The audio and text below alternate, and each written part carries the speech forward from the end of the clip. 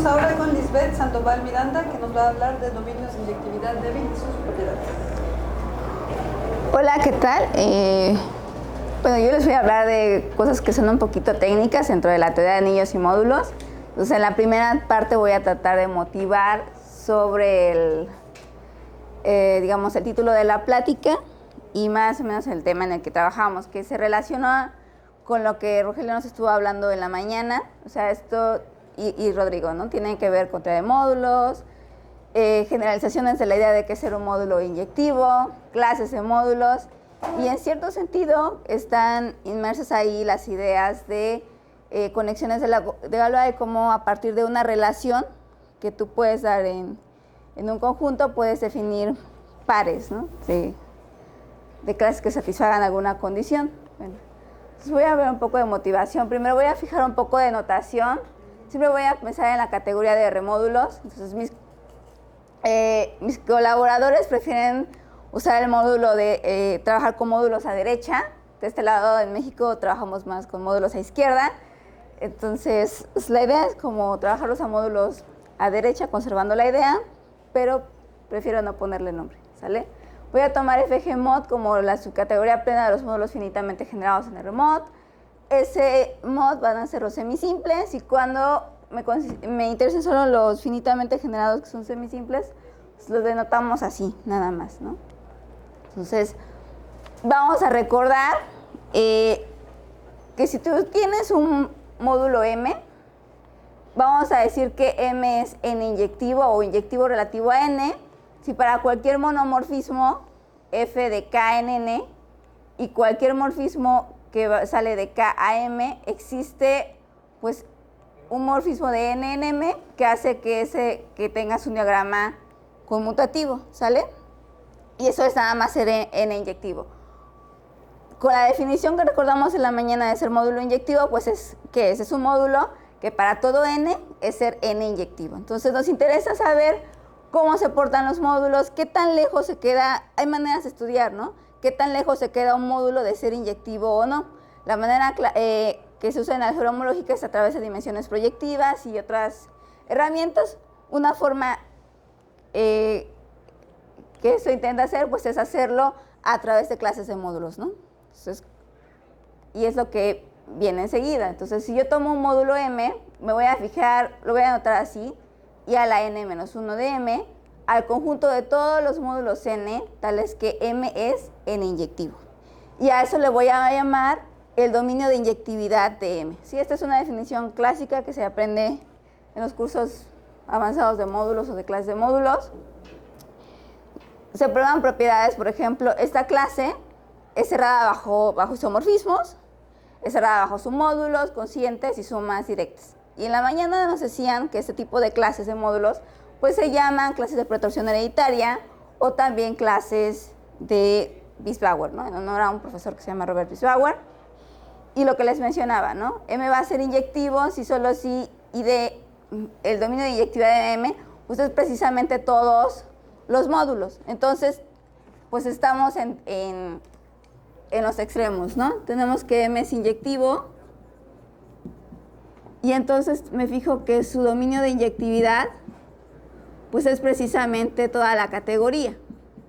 Entonces una pregunta es, pues si tengo un módulo M, ¿qué tan lejos está de ser inyectivo, ¿no? Entonces me voy a fijar en I a la menos 1 de M, el dominio de inyectividad de M, ya sé que es una clase de pretorsión hereditaria, y me puedo poner a pensar qué tan chiquita puede ser esta clase. Ya sé que lo más grande que puede ser es que sea todos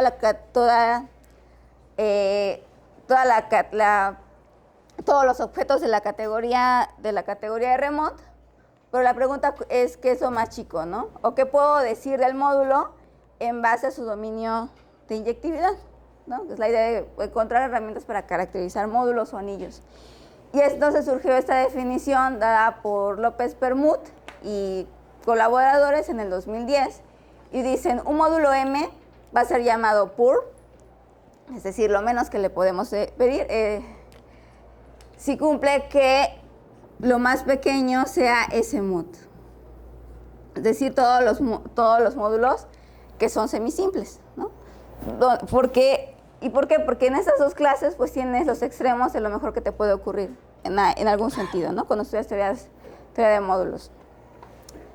Entonces, pues desde entonces han surgido varios trabajos. Se han estudiado módulos pobres, módulos pauper. Cabe señalar que pues a nuestro colaborador, a Sergio López Bermud, le gusta mucho darle estos nombres especiales a los módulos en términos de cuestiones socioeconómicas. Entonces, a veces uno se pregunta si están en clases de módulos o te metiste en una clase de sociología o economía, ¿no? Bueno, entonces hay muchos de este estilo, ¿no? Entonces, el primer paso para ver que hay módulos pobres, lo probaron ellos con este resultado.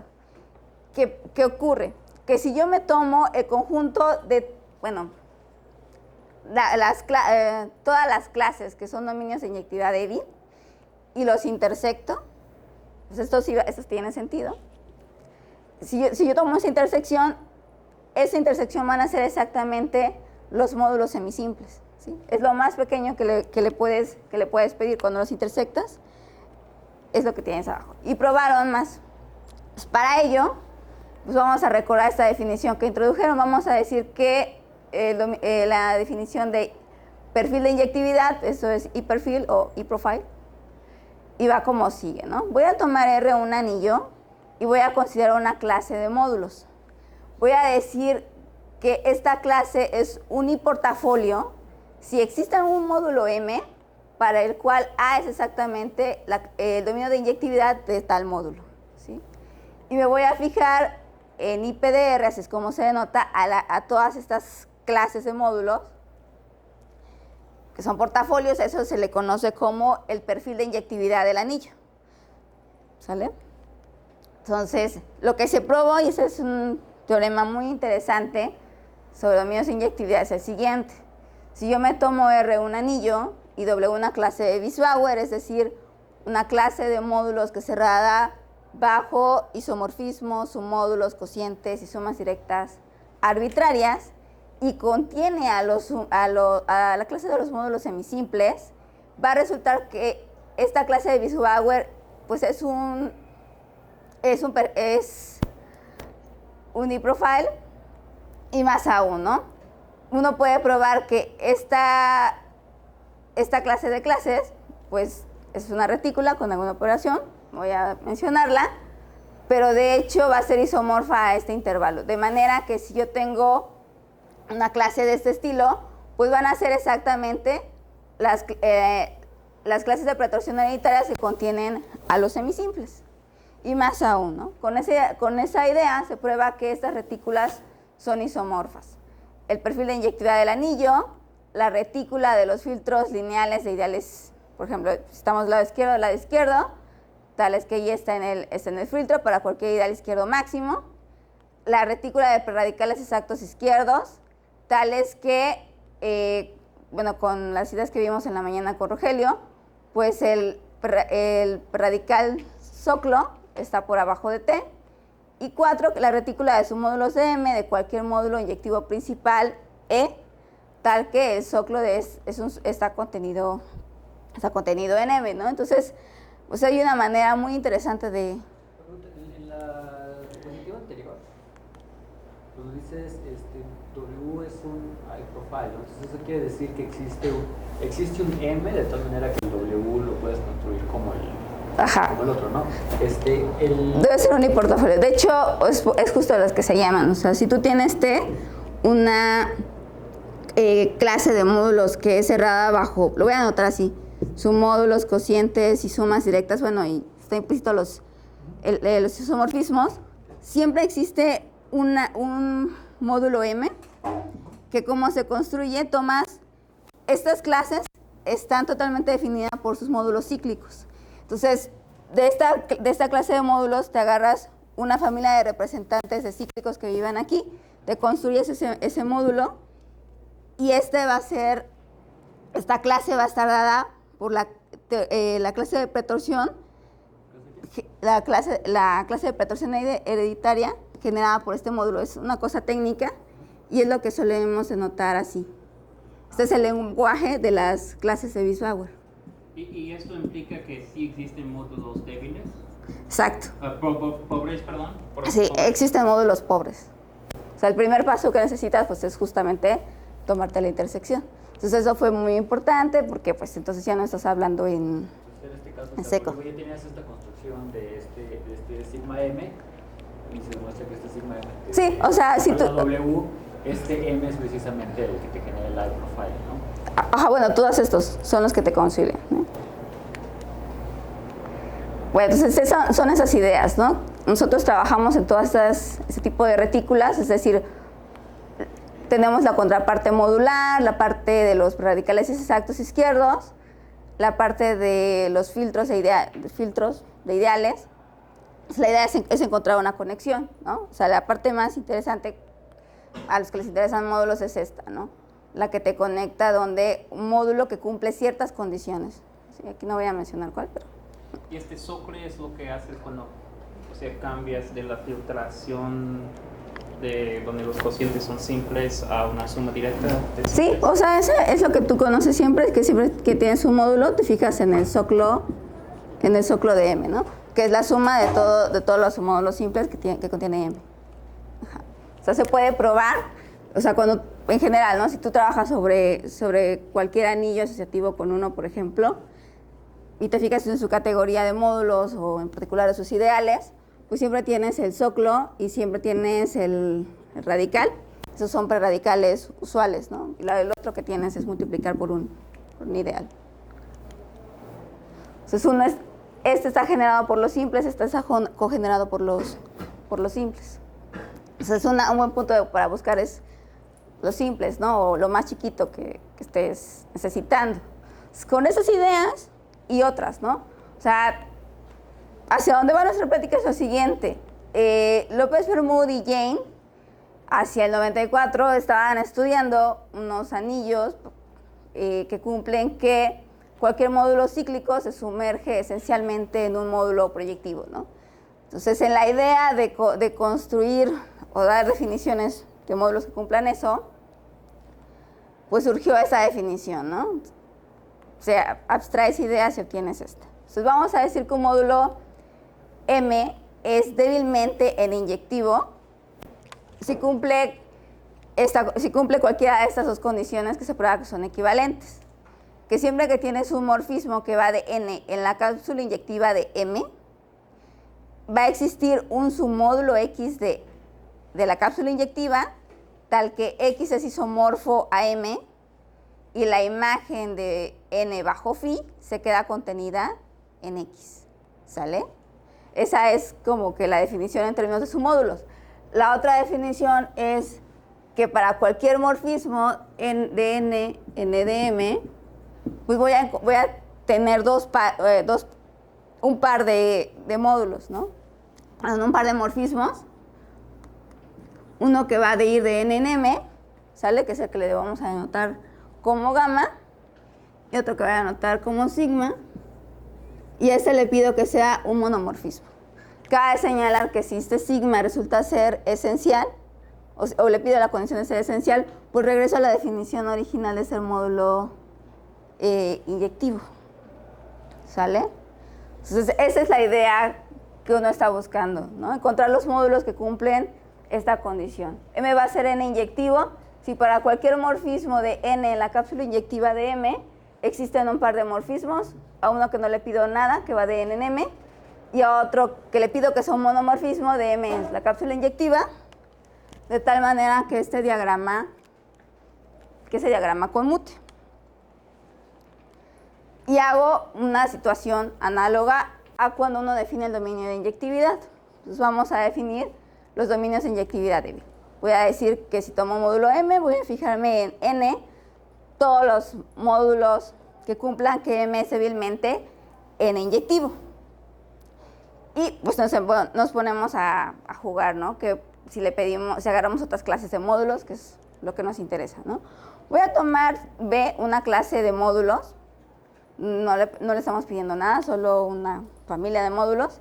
Y vamos a decir que M es débilmente B inyectivo si cumple que todos los módulos que están en tu clase B están contenidos en el dominio de inyectividad de M. En particular, si yo fijo a B como la clase de los módulos finitamente generados en la categoría, pues recupero una definición que es del 94, que es de los módulos débilmente inyectivos. Así es como ellos se solían llamar.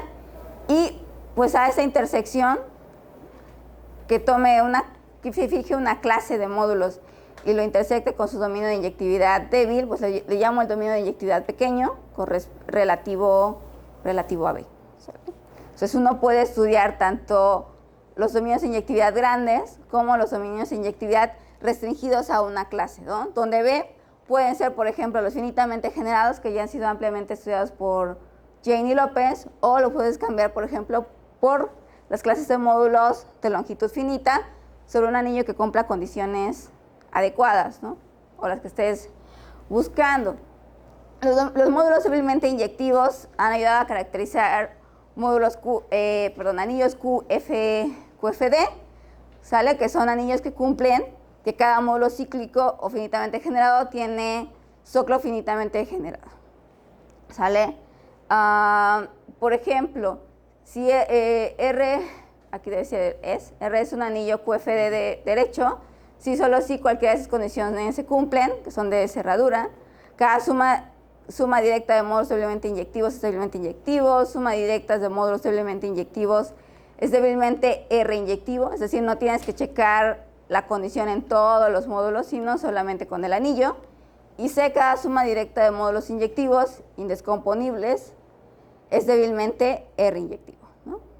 Digamos generalizaciones. Entonces lo que vamos a platicar ahora, en el tiempo que me reste, es contarles un poco de lo que estuvimos trabajando y seguimos trabajando con Pinar Aydoudu y Sergio López Bermud, ¿sale? Entonces vamos a recordar o hacer un resumen de lo que habíamos estado haciendo hasta ahora. Estudiamos los dominios de inyectividad. Sabemos que son clases de pretorsión hereditaria y tenemos un teorema bonito que nos clasifica cómo se portan los portafolios y el perfil de inyectividad de un módulo. Eso dio lugar a los módulos módulos pobres. Y un paso antes de lograr esta parte, pues uno se detiene a ver qué pasa con esta intersección, ¿no? Cuando tomas la intersección de todos los dominios de inyectividad débil, sabes que te da los semisimples, ¿no? Entonces una pregunta es, ¿qué tan pequeño puede ser esta intersección en algún sentido? ¿Qué propiedades tiene? Hablando de propiedades de cerradura, y eso nos va a dar lugar a hablar de módulos extremadamente pobres. Como mencionaba hace rato, las clases de Biesbauer están completamente determinadas por los cíclicos que viven ahí. Y las sumas directas, ¿no? Y recordar que todo módulo uno lo puede escribir como suma de sus cíclicos, o equivalentemente todo módulo lo podemos ver como cociente de una suma directa de sus cíclicos. Entonces, estas tres propiedades pues juegan un papel muy importante para determinar cuando un módulo vive en una clase de pretorsión hereditaria. Entonces, vamos a ver qué propiedades pueden cumplir estos. Entonces, les decía, es un recordatorio. Entonces, una pregunta es, nuestro primer paso, ¿no? Es ¿qué pasa con esta intersección? ¿Qué podemos decir? Bueno, entonces lo primero que uno nota es que si me fijo en el dominio de inyectividad débil de un módulo, resulta ser cerrado bajo cocientes y submódulos. A eso nosotros, isomorfismos. A eso nosotros usualmente les llamamos clases abiertas, submódulos y cocientes, nada más. Y la pregunta es, ¿son cerradas bajo sumas directas? La respuesta es no, se los debo aquí escrito, pero hay ejemplos de donde estos dominios de inyectividad débil no son cerrados bajo sumas directas. De hecho, tenemos esta proposición. Si tú tomas R un anillo semisimple artiniano, o sea, tomas R un anillo, va a ser semisimple artiniano si solo si todos los dominios de inyectividad débil son cerrados bajo sumas directas. Es decir, son clases de pretorsión hereditarias. ¿Sale? Y bueno, y van a contener a los semisimples. Entonces estás regresando a lo que tú ya tenías antes. Vamos a ver otra proposición. Voy a tomar X, una clase de módulos que es cerrada bajo sumas directas arbitrarias. Entonces uno puede probar que esta clase va a estar contenida en la intersección de todos los dominios de inyectividad débil si y solo si X está contenida en los semisimples, ¿sí? Estás tomando una familia de semisimples ahí, entonces pues ahí tienes un rol importante que están jugando los semisimples, pero no necesariamente vamos a alcanzar, bueno, ya no lo puse, no necesariamente podemos alcanzar esta igualdad, que si tomo la intersección de todos los dominios de inyectividad débil, pues esto me vaya a dar los semisimples, ¿sale? Entonces, otro resultado que notamos fue que si tomo una clase de módulos que es cerrada bajo submódulos, cocientes y sumas directas arbitrarias, es decir, una clase hereditaria, de proporción hereditaria, entonces van a ser equivalentes a las siguientes condiciones. La primera es que A esté en la clase. Para cualquier elemento que esté en la clase, el dominio de inyectividad débil de A pues es cerrado bajo extensiones esenciales. Es decir, si tengo que N está en esa clase y L es un submódulo esencial de N, entonces L también está ahí. La 2 es que cada módulo doblemente autoinyectivo, es decir, doblemente inyectivo con respecto a sí mismo, es inyectivo. Y la tercera es que cada módulo A es inyectivo, ¿no? En este caso, pues ocurre que la clase X está contenida en ese. Gracias. Entonces, esta proposición es algo técnica, pero esta proposición donde nos relaciona a los módulos coatómicos y de cómo se pueden sumergir, bueno, es una condición técnica, nos permite probar esta proposición. Si no tengo un anillo y veo una clase de módulos que están satisfaciendo que B es una clase abierta, y por ejemplo, si B es una clase de módulos de longitud finita y cada módulo N en B tiene máximos, se puede probar que si yo me fijo en la intersección de todos los dominios de inyectividad pequeños relativos a B, pues coinciden exactamente con los módulos semisimples que viven en la clase B. Y como corolario de este resultado, si me fijo que R es un anillo netteriano, entonces la intersección de todos los dominios de inyectividad débil, pues son exactamente los semisimples finitamente generados, ¿sale? Hay otras conexiones con los módulos, unos módulos que se llaman type, lo voy a decir un poquito rápido. Voy a decir que N es type si cumple que para cualquier submódulo K de N, si el cociente se sumerge en E de M, entonces el cociente también se sumerge en M. Estos tienen también propiedades y si se dan cuenta, aquí estamos estableciendo una relación entre M y N. Entonces ahí hay relaciones y por eso les decía que debajo de esto pues también están metidas las conexiones de Galois. Se puede probar que estos tightness domain satisfacen que el dominio de inyectividad débil de M pues está contenido en el dominio de inyectividad débil de M. No, esta igualdad no se satisface. Hay ejemplos donde se puede verificar que esta igualdad no se tiene, pero sin embargo, cuando yo le pido a un módulo que sea uniforme, es decir, que todos sus submódulos sean esenciales, pues ahí sí se porta bonito. Si resulta que esos dos clases de módulos pues son la misma para M, y ahí va a entrar una caracterización dada por esos autores en el 92 y ocupan la siguiente definición. Voy a decir que un módulo es esencialmente compresible si satisface que para cualquier módulo esencial N de M existe un monomorfismo de M en N, ¿sí? Es decir, M es esencialmente compresible si para cualquier submódulo esencial yo tengo un morfismo de M a N, ¿sale? Actualmente se habla de los módulos compresibles, son los módulos que cumplen que para cualquier submódulo de M hay un morfismo de M en N. Y eso nos remite a lo que ocurre con el anillo, por ejemplo.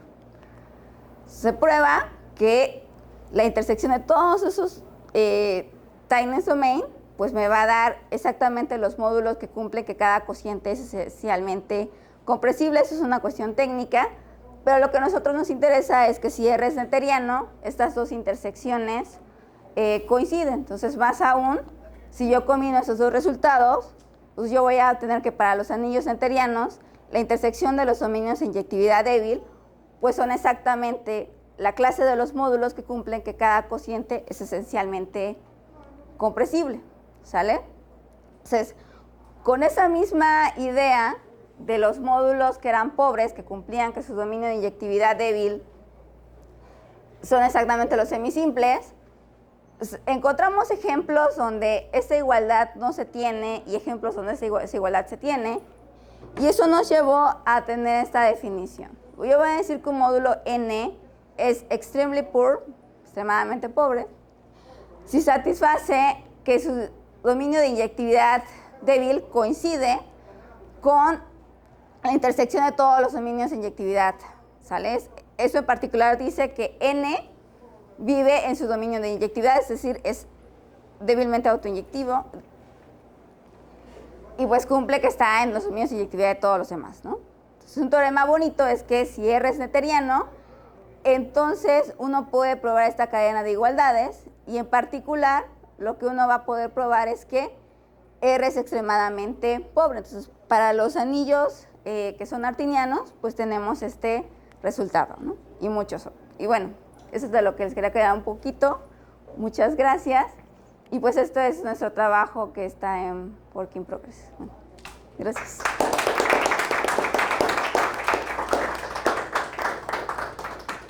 ¿Preguntas? ¿Comentarios? Por ahí tienes un teorema que caracterizas a los anillos semiartinianos, como que si la clase... ¿Dónde? Semisimple artiniano. Semisimples artinianos. Sí, a ver. Es como la 2. Ajá. Entonces tú dices que el anillo es semisimple artiniano, si solo sí para todo módulo de esos dominios son cerrados por suma. Ajá. Pero puedes decir, eso es para todos los módulos. Ajá. Pero puedes decir algo de un módulo, como que la clase del módulo, sí. O sea, fijas M. Y si esa clase es cerrada bajo sumas directas arbitrarias, puedes decir algo de M nada más. Sí, o sea, ya hay resultados para un módulo M cuando es cerrado bajo sumas directas para uno solo. Y ¿cómo debe de ser M? O sea, M debe cumplir que... O sea, el problema cuando quieres hacer estos diagramas para dos, te vas a encontrar con este problema de que necesitas, para las sumas directas, te vas a tener que fijar en las sumas directas de M con el mismo, ¿no? Entonces le tienes que pedir que, ahorita no me acuerdo, creo que es que M esté contenido, que M cuadrada vive en el dominio de inyectividad de M. O sea, es una cuestión de construcción y está relacionado también con Pero, esto. o sea, esas son cerradas bajo sumas directas finitas siempre. ¿Cuáles? Los W y M. No. Eran abiertas. No, abiertas es nada más cerrado bajo sus módulos y cocientes. O sea, el problema incluso es ese. O sea, no puedes garantizar ni siquiera la suma para dos, porque cuando quieras hacer estos dos diagramas, digamos, que tengas dos, vas a tener, digamos, N1, suma directa con N2 en EDM, ¿no? Entonces, sabes que esta propiedad se cumple para N1, para N2, pero tienes que probar que para cualquier morfismo vas a poder construir estos diagramas y este monomorfismo. Entonces, en la idea, cuando quieres estar construyendo estos morfismos, pues te va a salir una condición con M suma directa con el mismo y pedir autoinyectividad o alguna condición así. Pero ya están resultados así. Agradecemos nuevamente.